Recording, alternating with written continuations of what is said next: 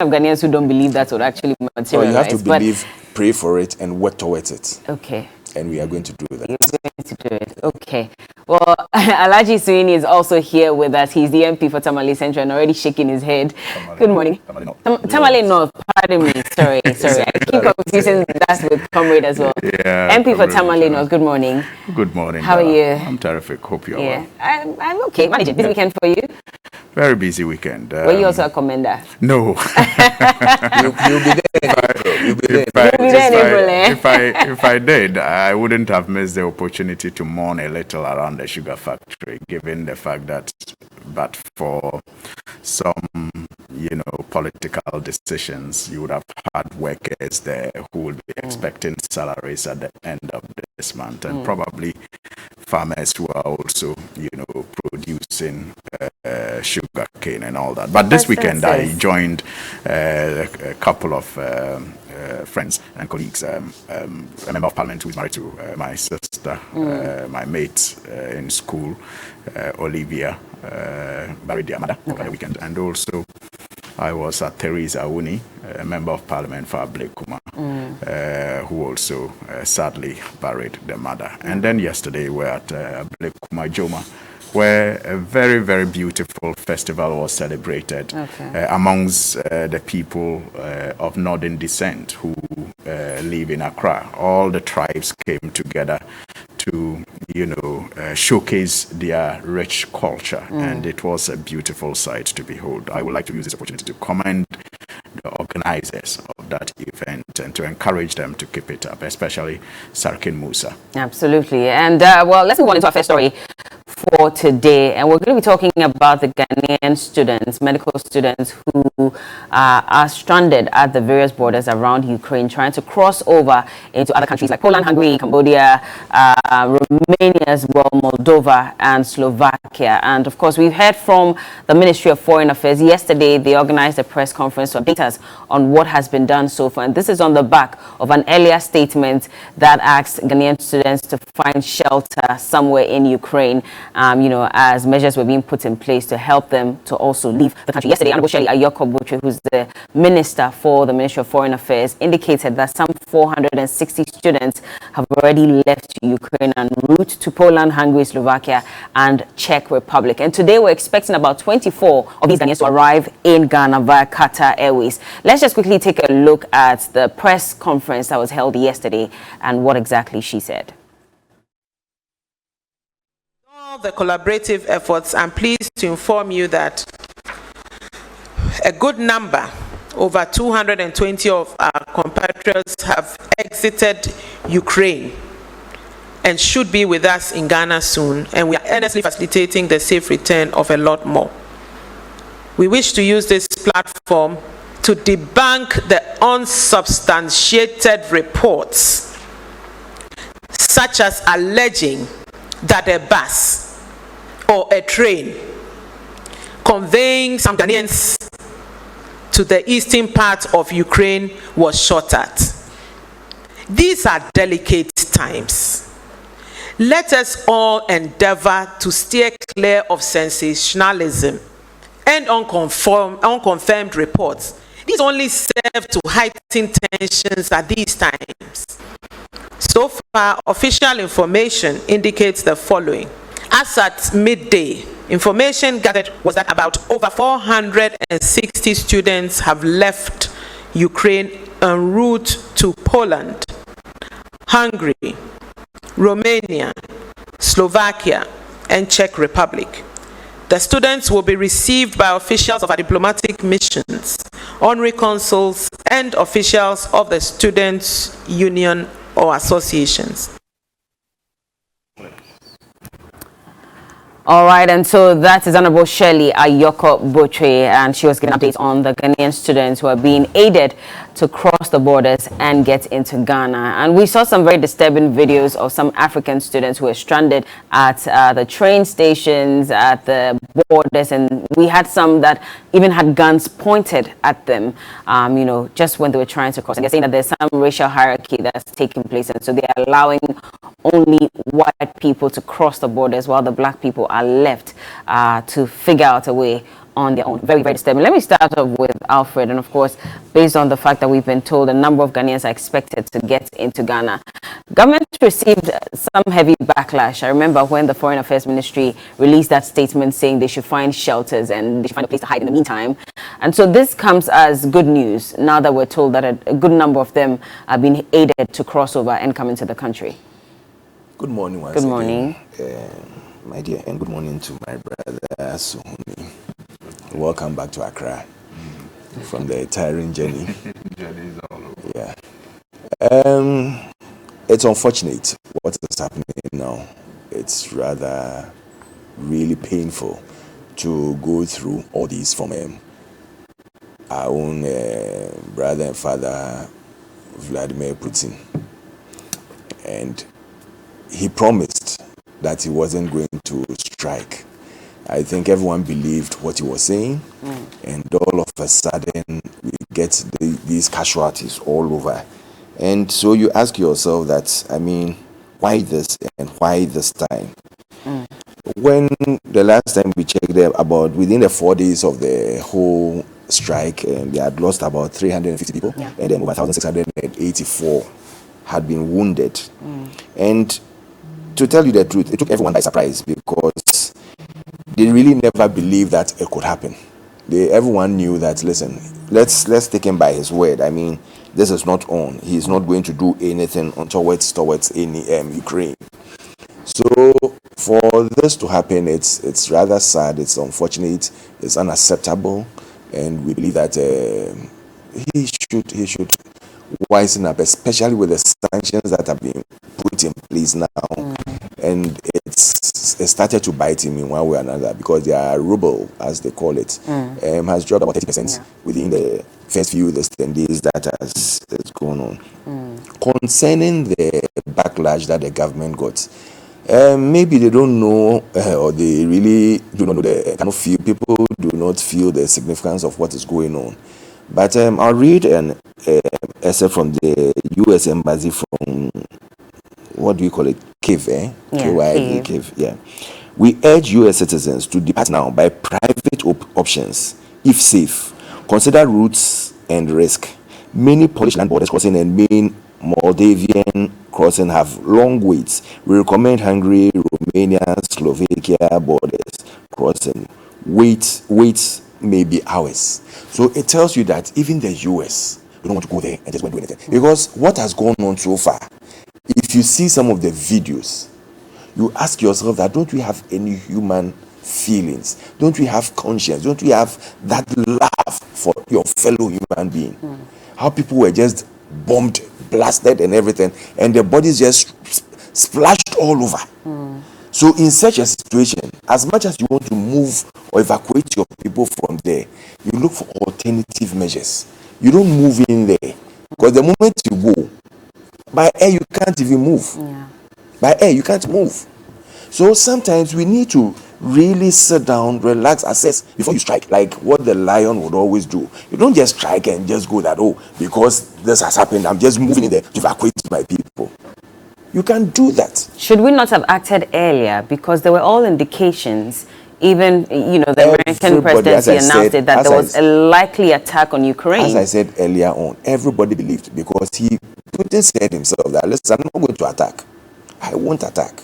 But that week before the attack, there were some alerts that were going around that there was a likelihood he was going to attack. Nobody knew exactly when, alerts. But then should we not have acted Tell me which country moved there to move their people. Well, people left on their own, by the way. Thank you.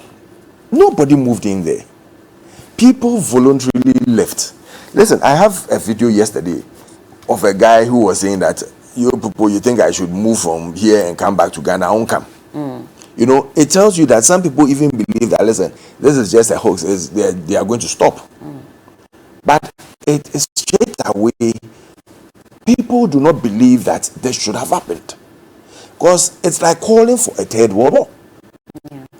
And that is what is actually we are looking at or driving into, which is quite serious and dangerous. What I would actually encourage is that, yes, in every misfortune, there is some fortune you get out of it. As Africans, our strategists should start sitting down and see what fortune we can get out of this.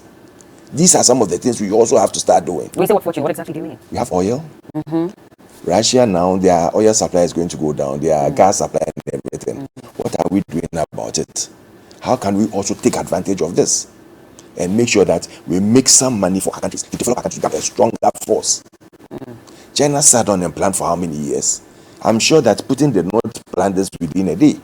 He planned. So let us also put our people together. Put the people, the academicians together that listen. Now plan something. Let's see what we can also get out of all these that are going on.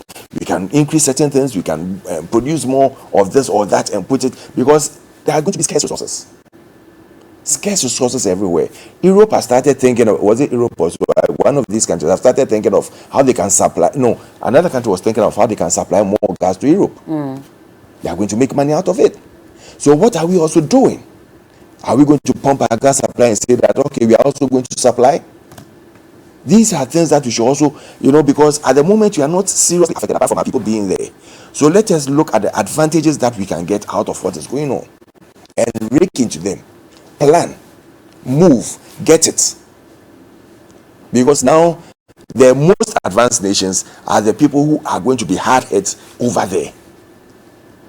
What can we supply to them? What can we give them that we can also make the money out from them? But are we not already? I mean, if you listen to even Mr. John Jenapo, he did say that we're making a huge windfall. If you look at 61 to 100, that represents a 60% jump in terms of the revenues that we're expecting. So clearly we're making some huge windfall, which we can use to cushion the ordinary Ghanaian. Crude has gone over $100 per barrel since, I think, 2014 or so.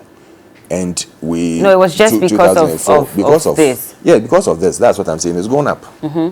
So whether we even produce crude now, at the moment, definitely we have these shaky, the transport fares have gone up by 15% and everything.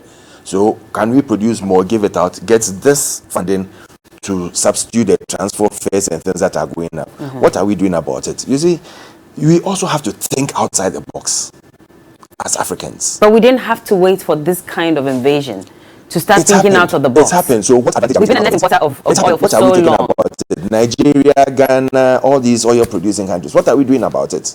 Let's come together as a force. Let's come together as a force and take advantage. Okay. These are things that I believe that we should start doing. Okay. Alhaji, what do you say? I mean, let's start off with the issue about the students and what we've seen at the various borders and the fact that now we've been told a number of them are expected to go through the borders thanks to Ghana's intervention, and we'll be expecting some of them home very soon. Well, let me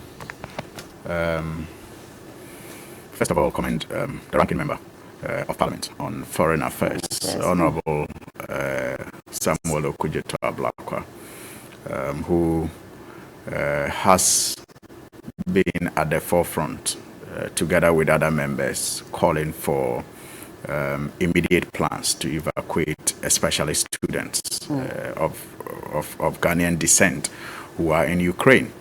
And I think that to some extent there's a need to also commend very active social commentators on this matter, especially after government indicated that they did not yet have plans to evacuate Ghanaians from Ukraine. For me, sometimes these are the reasons why it is important to have active citizens. It is said that a people get the kind of government that they deserve. If you take things lightly and you approach the performance of your government as if they were doing you a favor, you are going to continue to get very, very poor service. But after the uproar, you notice that government have since upped their game, and they would have done it anyway, would they not? They would have done it anyway, and we're all aware that there was no way they would have left the Ghanaian students there stranded for that long. Consider what is done now and what was communicated. I mean, if they had plans to do it as soon as they are doing it now, I don't think that the approach would have been that nonchalant. And to say we don't plan to evacuate them now. But that's not what they said. They said take cover for now. Yes. Find a safe place to hide. as we put in place measures. Yes, so what I'm saying is that they would have done it anyway, but they wouldn't have done it at the speed and with the seriousness that we are seeing now. I think that if they had the plans in place already, they would have communicated the plans instead of communicating a certain, approach that gave the impression that they were now thinking about what to do. Alhaji, this took everyone by surprise, even with the people in Ukraine. It was at dawn of Thursday that they found out that there was an invasion. So I disagree with you when you say it took everybody by surprise. By 11 to 12 February, nations were already asking their citizens to leave. Even that? Except Ghana. By 12 and 11, nations were asking their citizens who were not emergency staff to leave. That was an indication that those nations were preparing. But they didn't evacuate. So it was not, it didn't catch us by surprise. By 11-12, it was clear that the situation in Ukraine could get worse. But nobody knew when exactly Russia would strike. Yes, so that is why proactive nations started asking their citizens to leave Ukraine and Russia, those who were not into emergency services, so that they could now put in place a plan to take care of those who had to still be in Russia or Ukraine if there was an attack. But I'm saying that our approach has come a bit too late, but it is still commendable, and I think more of the commendation must go to the active citizens who raised their voices and refused to accept the government's initial announcement that suggested that there was no plan. But yes, there is some commendation that must go out there, and particularly with the regular briefings that we are getting from the Foreign Affairs Ministry since the uproar. It has sort of assured people that something is being done. Having said that, I still do not think that we should let our guards down as citizens, as people in the media, as people in the political space. Let us cross-check some of these information that we are given. Let's reach out to as many people we know as possible in Ukraine and in Russia who may be interested in taking advantage of any government package to return home. Let's not just take the word of officialdom for it, that 25 people are coming, 60 people are coming. Why shouldn't we? It's not as if without them, but like the Americans say, everyone else, without, mischief. It is only God that we trust in. It is the best way to go. Check and cross-check. Try to reach out to students. Find out if they are getting diplomatic assistance. And then you can compare it to the official figures. It is only natural. It is by doing so that you can even help your government to do better.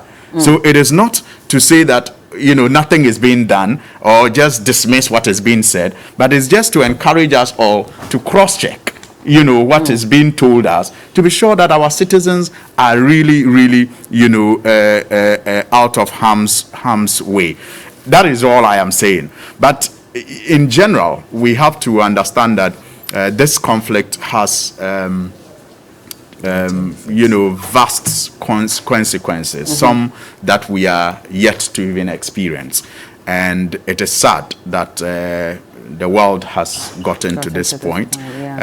Lives are at risk, resources are already being destroyed, and the impact is not going to only be felt in Ukraine and Russia or even in Europe. It's going to be a global effect, especially given Russia's place in the international market space. When you look at gas, when you look at oil and its contribution, yes, and grains and all of that. So it's going to have devastating consequences on the world, and you have these restrictions that are being slapped on. So these restrictions, if you listen to a lot of the people who are having a conversation about this, they're saying that the restrictions won't really do much to Russia, especially because this president's started planning since maybe 2007. As it stands now, they have a $630 billion US reserve. Yeah. And so if you're looking at knocking out maybe their gas supply and their oil supply, they have enough money that will shield the economy for a while. Yeah. And we've heard from the presidents, they're going in even more. They're trying to capture more states. And so that's not going to stop them. Yeah. So that's why I am talking about the consequences on the global, front, because it may not affect Russia that much, but these restrictions will definitely affect nations, especially third world, and second world nations. It is going to affect, those nations, including Ghana, severely.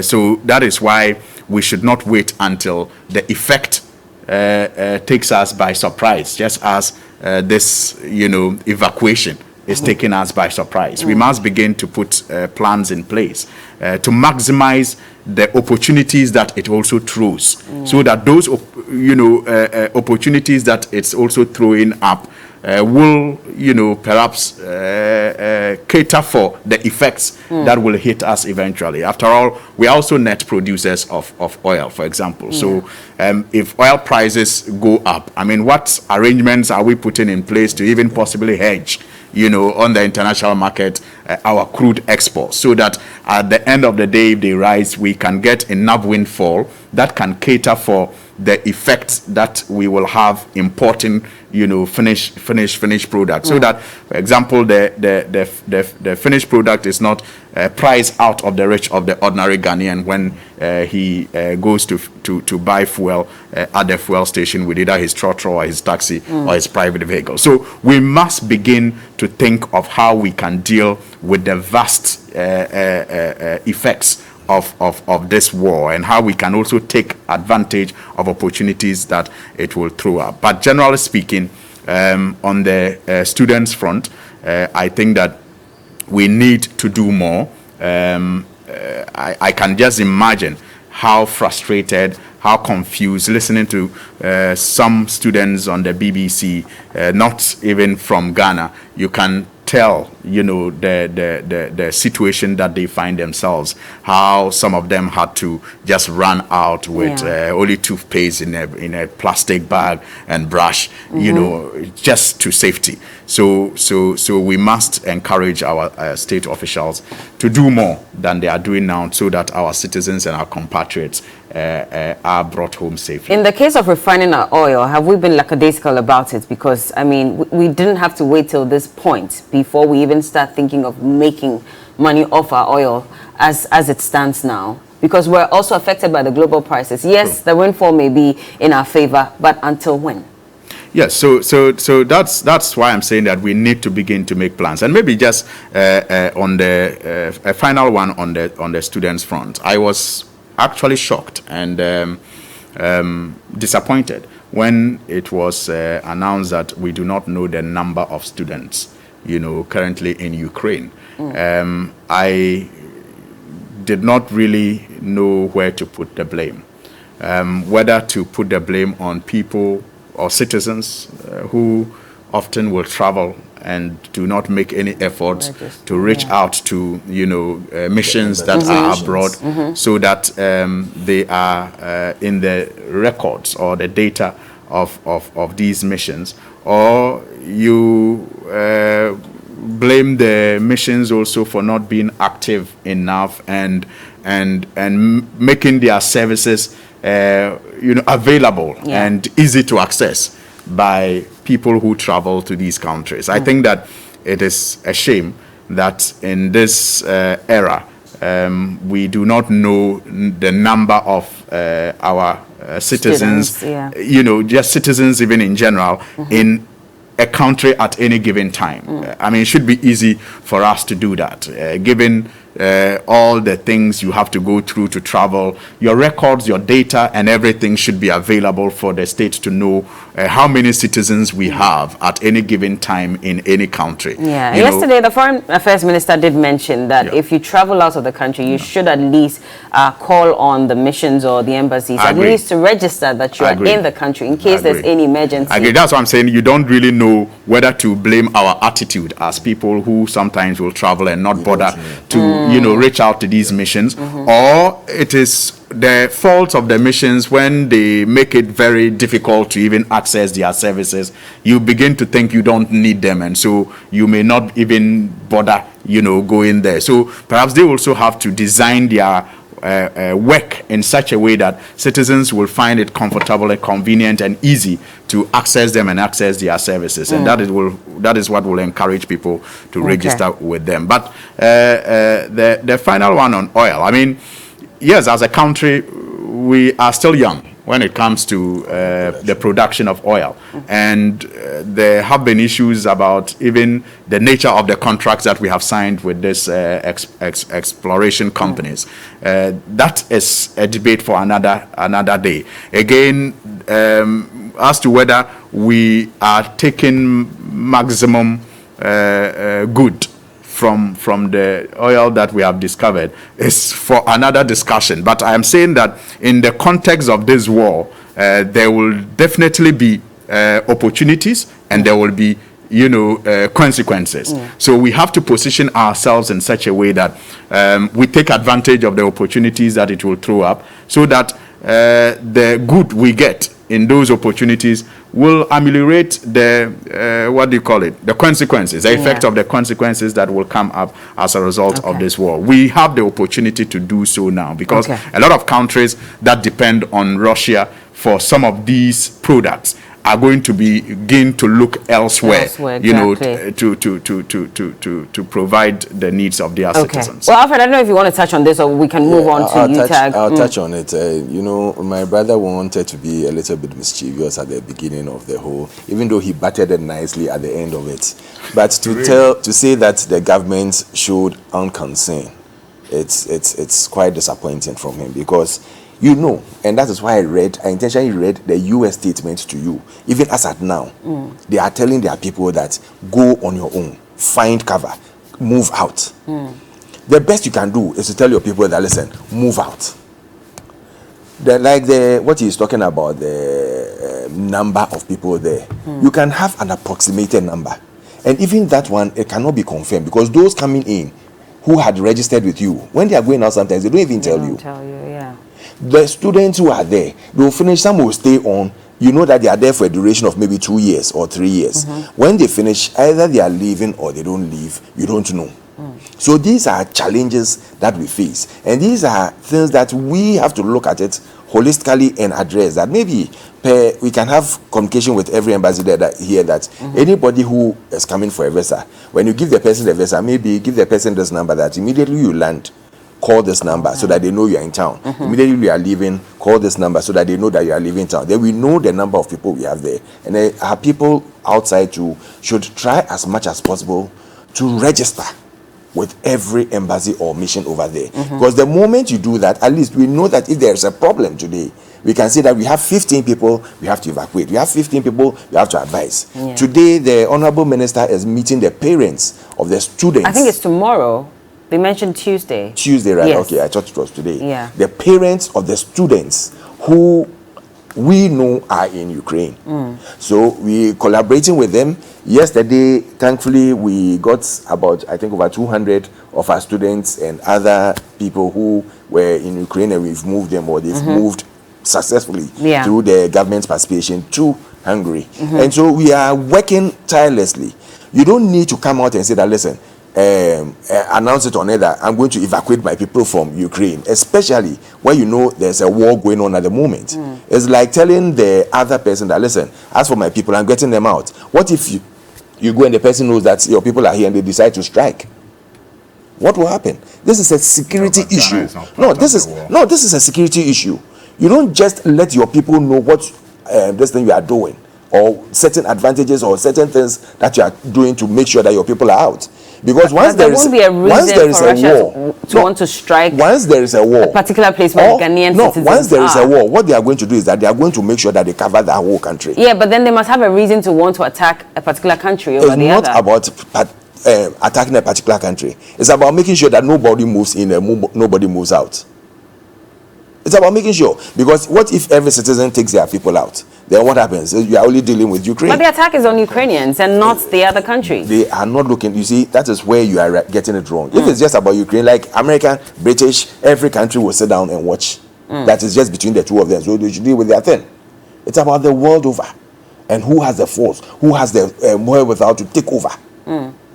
That is why we are saying that we keep on saying that it's like a third world war coming into being. So it's not just about Ukraine. It's about who is powerful and who has control and who can take over everything they want to take over. You know, at the moment as we speak, another country is joining what do you call it? Russia. They mentioned that I had forgotten some of these names. It's difficult to. Is it Sudan? No. But because when I was coming I had some funny report about the Sudanese president saying this thing. You see, but you see that they are joining Russia. Why would they want to join Russia? At the moment, you haven't heard from China. Well, China has spoken on this matter, and in fact, they are siding the Russians. So you see, we have some people siding the Russians, American, UK, other Europeans siding with the Ukrainians to make sure that. So what is happening? It's now who is stronger and who can control. So when you are going into such terrain, you have to be extra cautious. You don't let the people know that, listen, I'm taking my people out. Oh, so you are taking your people out because you feel that, listen, you are the wisest, you are the brainiest. They want to make sure that they have the power. So you play safe, you play cool, you do your underground work, and you get your people out quietly.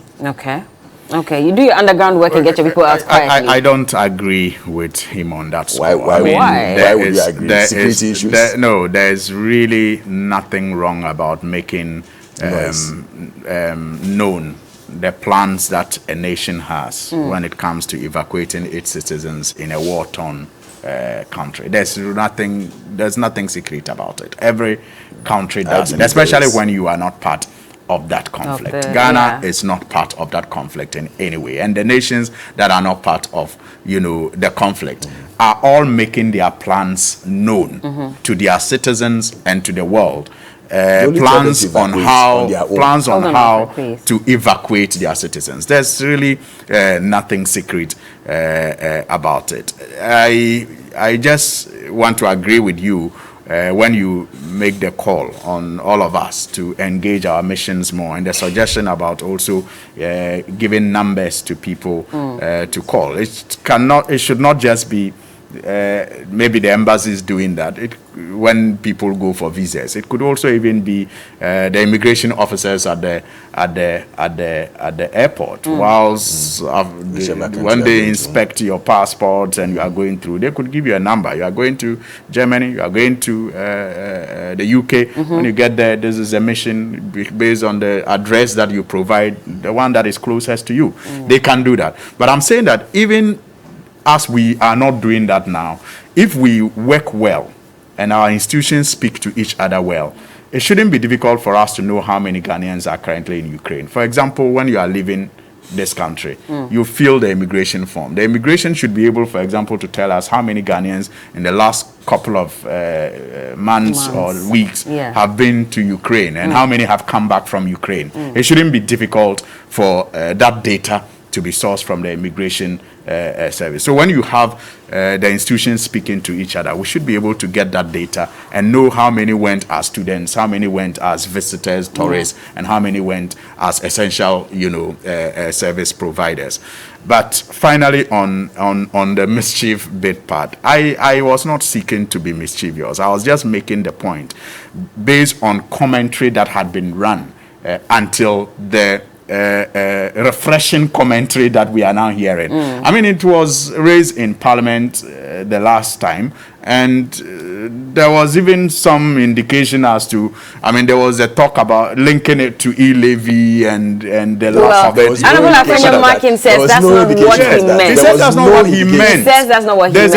There's a his statement was misconstrued. Bella, there's a difference between what you meant, and I agree, he's entitled to it, and what you said. What you said can be understood variously. But what you meant, if you come back and express what you meant, position will always be you know, mischievous. either it will be taken or it will not be taken by anybody who is listening to you. But he's entitled to clarify what he meant. But we are also entitled to understand what he said the way we understood interpret it in your no, own no, words. it is if it is said in such a way that it can have various interpretations, you cannot blame anyone for taking one interpretation out of it. But what I'm saying is that there was that talk as if to say that there's really no plan, you know, and you have to just exercise patience with us, and our citizens must just take cover and they must find safe places to hide. That was the language that was spoken at first. And I am saying that the language has since changed, which is commendable, which is impressive.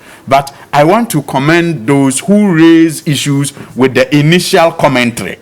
You know, because I believe it is that active role played and that disappointment expressed in the initial commentary that has resulted in the, you know, forceful nature that the government is now going about evacuating Ghanaians. For you, what did you deduce from what Honorable Afenyo-Markin said about, you know, the e-levy, and the fact that, you know, there are a number of expenses that government has to incur, and if that happens, and these are some of the reasons why we need a policy like the e-levy, so we can fund some of these, you know, issues or concerns?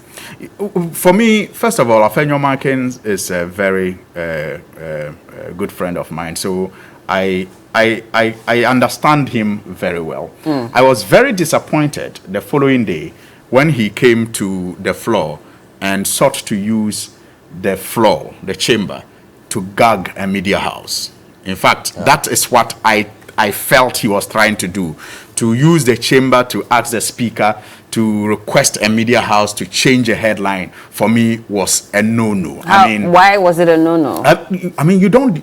There is a right to a rejoinder. If you feel strongly about what a media house has done and you think it is wrong, as a person, you write to the media house, you send a rejoinder to the media house. You don't use the institution of parliament to do that. It is unacceptable. It is that which can be interpreted to mean state interference in the editorial work of media houses. So I was very disappointed he went on that route, and I was very, very happy that the minority chief with Muntaka Mubarak, you know, stood his ground and encouraged the speaker not to allow parliament to be used to interfere in the editorial work of any media house. It was commendable. But because I know Afenyo-Markin, when he said it that day, I'm sure many of us in the house saw it to be one of his antics. I mean, he gets jovial with some of these things. He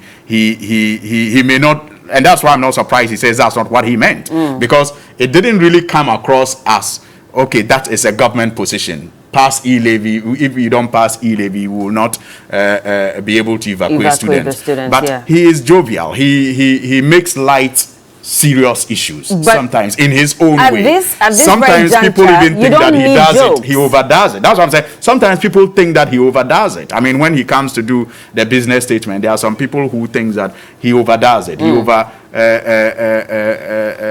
does the act of making heavy issues light. Because this was a very serious issue concerning the safety and security of students and citizens in Ukraine. But in his response, he thought he found an opportunity to, you know, take a hit at the minority side that has been opposed to the e-levy. And so he just threw it in to say that, you see, that is one of the reasons why government is urging you to pass the e-levy so we can get money to bring the people. So he said it, you know, in jest, in my view. That's how I saw it. He said it in jest. But the media house is right, in my view, again. I mean, if they interpret it the way they did with the headline that they used. And he is equally right to come back and say, that's not what I meant. So would you have said it was right if it was an NDC member who had made that statement and the media had put out that headline? Absolutely. I mean, why not? You would have said it is right? Absolutely. You wouldn't back the MP in Parliament when he asked the speaker like I am saying, to interfere? Absolutely. Absolutely. I mean, let us not get things wrong. I believe that we all love this country equally. We just have different ways of approaching, you know, how it should be developed and how it should be managed.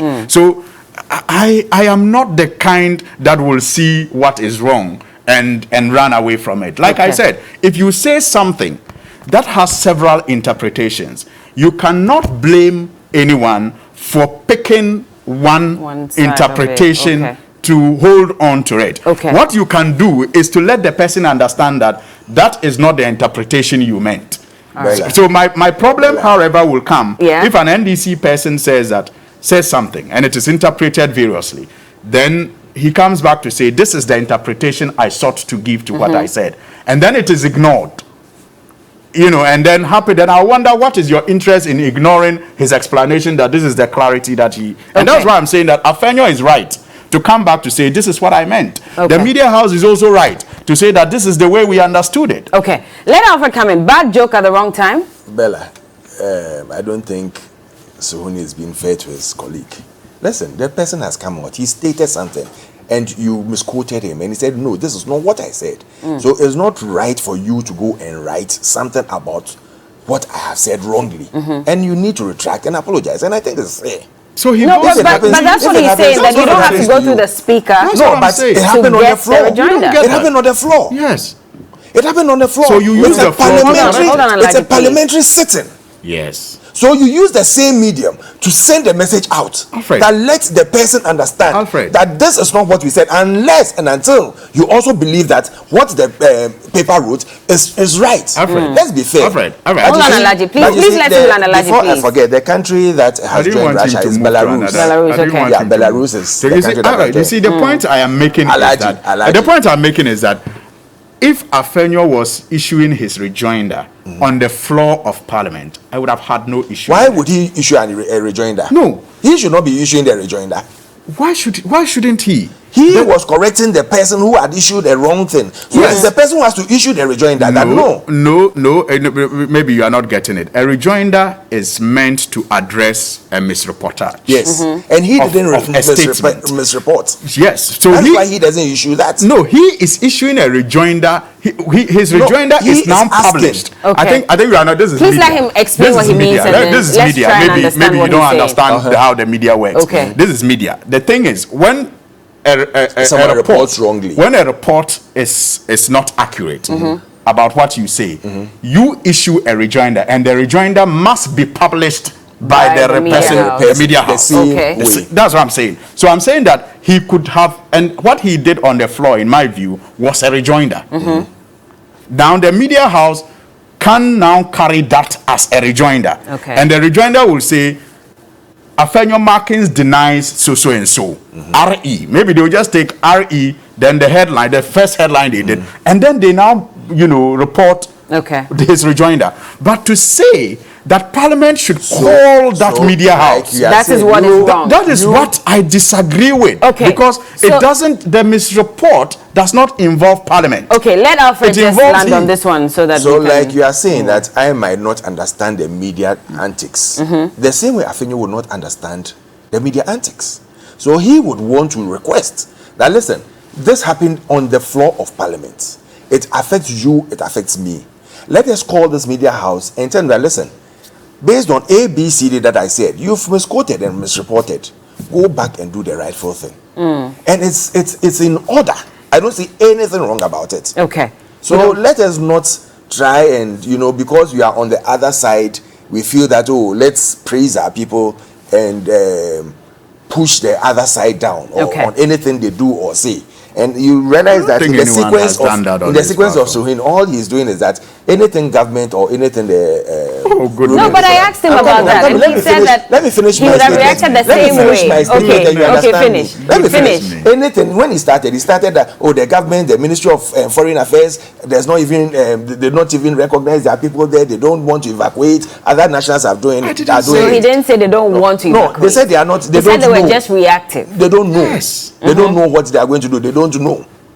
Tell me which national went there, took their plane there to evacuate their people. Tell me which country did that. We're retrogressing only in one this country. Case. Let's move on. Let it give me only one country that did that.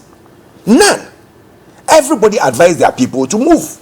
No country went there to evacuate their people. Maybe so why at the time when that statement came out, there was a comparison, because I think India had also put out a statement and they had put out plans on evacuating their people. At the time that people should move. Government of Ghana, no, they had put out plans on what they were going to do to evacuate their citizens. But in the meantime, as people against, who could leave should leave. As against Ghana saying that saying. go find a shelter somewhere. Exactly. That is the first thing you tell your people. You see, all right, that you should blame, safe haven. You should blame your government communication, not me.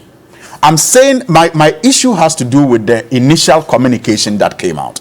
Like Bella is saying, whilst other countries were asking their citizens who could afford to leave, and advertising plans that they had or they were putting in place to evacuate others, we did not communicate plans that we were putting in place to evacuate people. All we were saying was that find cover, because we don't know how to evacuate, because it may even but they didn't say we don't know how to. No, they said until we are able to get the without plans in place. So that's the point I'm making. Without any plans, you know the plans that was on the table. You don't know the plans that were on the table. Without any plans advertised.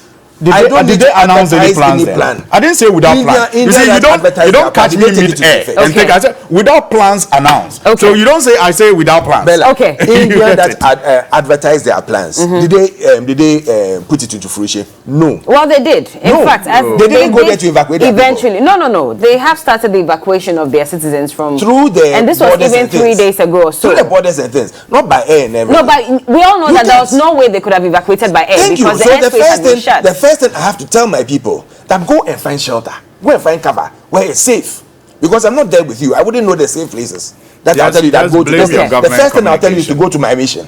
Blame your government communication. Go to my mission, go to churches, go to these places. If you had where plans, I know that you needed to moving you out is the most whilst important asking people to take cover. Okay, let's move on. Gentlemen, let's move on quickly. I have just about 5 minutes, but I want to take your thoughts on this particular issue. So UTAG, the National Office of UTAG had indicated that even though they were still waiting for other factions of UTAG in the various public universities to vote as to whether they are with the suspension of the strike or not, they still said that go back to the classroom and teach.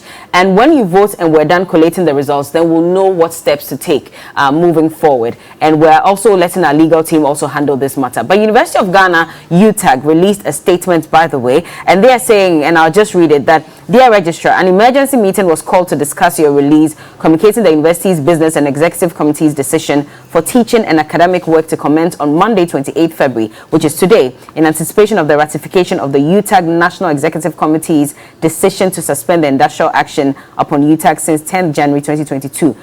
Excuse me. Now it says that after extensive deliberations, they directed me to bring to your attention their inability to comply with the decision of the Business and Executive Committee for the resumption of teaching on Monday, 28 February, and says this was based on the following reasons. First, UTAG National Executive Committee's decision to suspend the strike has been rejected by majority of members of public universities in Ghana. As it stands now, 5 out of 7 have voted in rejection. Today we're expecting some 8 to also vote, and we will determine as to whether they are for or against it. And says that it will not be prudent to commence teaching for a few days, only to resume the strike again, given the toll this may likely impose on students and parents. And secondly, given the trust deficit between UTAG and government, members indicated their preference to see the outcome of the talks or engagement, not negotiations, initiated by the government to resolve the impasse, which is expected to end on March 4, 2022, before they return to the classroom. How do you feel as a government that the University of Ghana, UTAG says that we don't even trust you enough?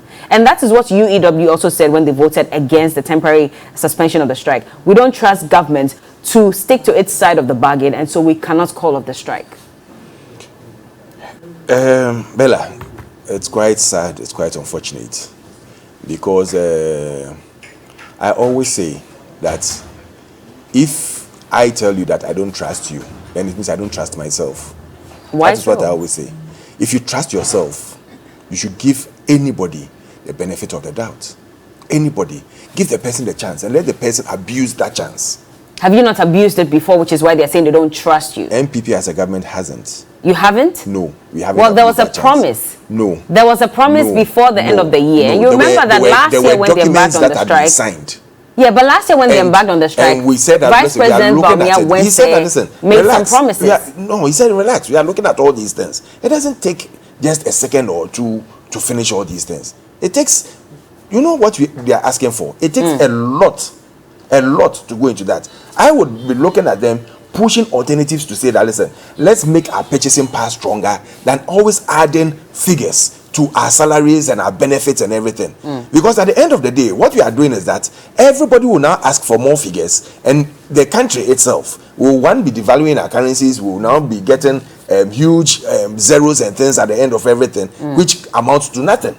But when your purchasing power becomes stronger, that is where you are better off in a country. So let us all sit down and look at how we can work that out than always asking every year upon year, give us pay increase. But if you're giving them, I don't think they'll come back and say, they're saying that if you're not giving us the increase, at least restore that 114% premium that we were enjoying. Every necessary means, and even the court told you that go back and teach whilst you continue your strike action. If you don't respect the courts, let's assume that you said the government, you don't respect them, so you don't do it. But at least the courts, the necessary legal things have been done, and they've told you that go back because it's wrong. So are you saying that you don't want to listen to anyone apart from yourself? Well, the bylaws of UTAG also gives them that room to also vote. It's not fair. Because the leaders of UTAG cannot impose a decision on the 15 universities. They also have to cast their vote as to whether they would call off the strike or not. They went to court.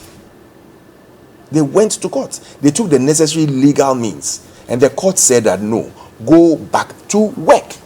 So go to work, take the necessary legal laws of the land. You want people to respect you whilst you are teaching. You want people to respect your rules and regulations from the university. You are respecting your legal whatever rules that you've put down. But you don't want to respect the legal laws of this land. It is not right. It is not right. Let us not do things this way. Whether MPP, NDC, or whichever government is in, let us not do things this way because it will not help this country. I listened to Professor Ransford Jampo, and he says that if you are able to spend so much on the president's trips, we're seeing about 3.1 billion that is where being allocated to government machinery and all that. So it means that there is money. So stop communicating as if there's no money. The moment you go that way, you are getting everything wrong. If I'm arguing my case out, let me argue my case out on my principle. Not on other things. No. Why not on other things? I mean, if you say there's no money and yet you're spending so much money that they shouldn't pay the president, they shouldn't feed the president, they shouldn't do anything for the president. No, but they're not saying don't do that. No. But there have been concerns about how much money is even being spent on the president's travels when there are cheaper options. That is what and I'm they're saying that if you have cheaper options and you're not going for that, you are spending so much on president's trips, you are spending so much on even the office of the presidency, then what makes you think that we should stand off our strike and give in to what you are asking us to do? Bella, that is why I'm saying that when you are fighting on principles, fight on principles. Don't bring other things in. Otherwise, it becomes political and it spoils your case. No. It spoils your case. It spoils everything that you are fighting on. Let us do things the right way. Let us see how we can all make sure that everybody benefits in this country. That is why I said at the beginning that it's about the purchasing power. Everything. At the end of everything, your salary is about the purchasing power. I can give you 1,000 extra. I can give you 10% increment. And everything, like transport fares, everything will start increasing. It comes back to naught. But all we are doing is that we are rather making our economy weaker. We are? Yes. When we do that, we are making our economy weaker. So whose fault is it then? So let us all come together and see how best we can make sure that even if you get 10 cedis, it can do much for you. Are you doing your part? Because if you're telling them even if you get 10 cedis, it can do much for you, but you are not willing to also reduce your expenditure. Have you checked the expenditure reduction that has been put in place? There are concerns about even a £15,000 per hour private jet that the president is flying in. And we've asked for government to respond to it. They say it's a national security. They are not £15,000. So why are you not giving us the figures so that at least it can relate whatever fears that Ghanaians may have or concerns they may have? At the end of the day, the Auditor General does his reports on all these audits. They check all these things and do the reports on it. And so you can't tell me that it's known. How is it known? You are not allaying the fears of Ghanaians. You're not allaying the concerns of Ghanaians because as it stands now, they believe that it's £15,000 an hour. That's the figure that has been put out. Shouldn't you come out and rebut it? Which at that time we were also saying that it was about £15,000 an hour from UK to Ghana. They didn't bring it out because of the implications. And so what is good for the goose is always good for the gander too. What I'm saying is that let's focus. the university lecturers should see that it's not just about them as well. They are affecting over 1,000 children whose future is going on a jeopardy. They also say they have families. They are affecting the academic calendar, which is getting spoiled. They are affecting the level of the respect they have for the universities in Ghana, because people will now say that, listen, your universities are rated lower because today's strike, tomorrow's strike. If the children are going to sit at home, then the gradings that you give to the universities are going to go low. So it's a long-term span that we would have to now start all over again to build. Let us look at the future of the country. Listen, sometimes you can see yourself that, listen, I'll take myself to be the fool and do what I have to do at my this time. Give the government the chance. Give them, okay, let's give you maybe a 30-day ultimatum. We are going back to lectures, we are going to work, and now if you don't go by your word, then when we go a second time, everybody will see that you are justified. Well, that was the plan until the 4th of March. You don't sit down and say that, listen, I'm not going to go because I can't trust you. If you don't trust me, you want me to trust you. Okay. I always say that if I don't trust myself, I'll never trust anybody. Alhaji, what do you say on this matter? Well, Bella, first of all, it is true that one time, President Mahama went with the presidential jet abroad. And whilst the jet was due for servicing, and so it didn't make sense, according to the security officers, to fly him back and return for it to be serviced. So that one time, once he returned in a private jet, which was not the same, as my brother is saying, which was not the same private jet and Akufo-Addo is using. It was a far cheaper private jet. Not true. Far cheaper. Not true. How much was it? Do you have the I didn't know figures? this discussion will come up, but that's what I'm saying. That one time, we're talking about a president who has been renting this 15,000 per hour jet for months, in fact, years now. For years? Well, it's been more than a year. It's been more than a year since we started seeing it at our airport. It's been more than a year. So, a year. I'm saying when people started taking note of it, it's been more than a year. So has it really? No, yes, it's not. Okay, carry on. It's last but year, the point I'm making is that it it is very unfair, and it is a sign of desperation to want to compare what is happening now to that one-time use under the circumstance that he even had to use a private jet. Like, but that is whether one time aside. or twice. That is aside. I also think that the argument on the principle, it's neither here nor there. The principle here is money. The lecturers are on strike because of inadequate salaries and conditions of service. So the issue here is money. The government is not able to meet their demands because the government is saying we don't have money. So if the lecturers point to how you are using money, yet you are claiming you don't have money, it is not politics. It is not politics. It is speaking to the issue of concern. It is just like, forgive my use of the example, you go to your parents for school fees, your father for school fees, and he tells you he doesn't have school fees, but yet maybe your mate is his girlfriend and you know what he does for your mate. Are you going to say that when I talk about it is a religious matter and not related to housekeeping? But in the case your responsibility of the lecturers, as a father, the students are also appealing to them that at least consider us and come back to the not all the students. I know Nooks has spoken on this. Nooks is on their side. It's rather USAC that is not exactly. So Nooks was on their side at the beginning, but now they are changed. Everybody's saying that listen neither of them their side. Yeah, so the point here is that I understand. In fact, I have said it on this platform that I hope that this issue will be resolved as soon as possible so that the academic calendar does not, get affected, especially when the strike was declared at a time that students had just returned, from home. I felt it was, but you see, we should not also be unfair to the lecturers We who understand also them. have families to keep, yeah. who also shop in the same markets that we shop at, who are also demanding what is legitimately theirs. It's not as if they are asking for the moon to be brought to them. We should not be insensitive to their concerns. And I am very, very happy about the democratic way that they are going to take their decision. Because you see, let us be careful. Our constitution says that the laws are administered in the name of the state and on behalf of the citizens of Ghana. In this case, yes, the law courts can speak, but that is why people say the law courts should always speak in a way that the citizens will identify with it.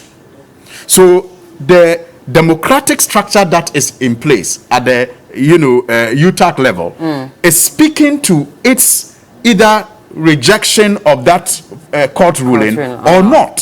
So let's wait for the process to end, and maybe it is at the end that we will go. Okay, please, we have to land. I mean, counted down, by the way. We have to go. It is at the end that we will know if they will even repeal this decision or they will just go to let's wait and see. But nobody should stampede them. Eight more I don't think it universities is fair are voting today, and so let's see what happens. But as it stands now, and just to let you, so UEW, UG, UEW, UG, KNUST, UNR, and UPSA have all voted in rejection. It's only UHAS that has accepted it. There's supposed to be a second university that has accepted it, but we don't have those details here now. Well, if you have time, I would have just made a point about. I'm going to be cut off. I'm going to be cut off, by the way. So thank you so much, gentlemen, for speaking to us. I'm sorry, we have to go. So Alfred Thompson is a member of the MPP communications team and also a former managing director of NIB, and also Honorable Alaji, Deputy, pardon me, and also Alaji Suyin is the MP for Tamale North. This is still TV3 New Day.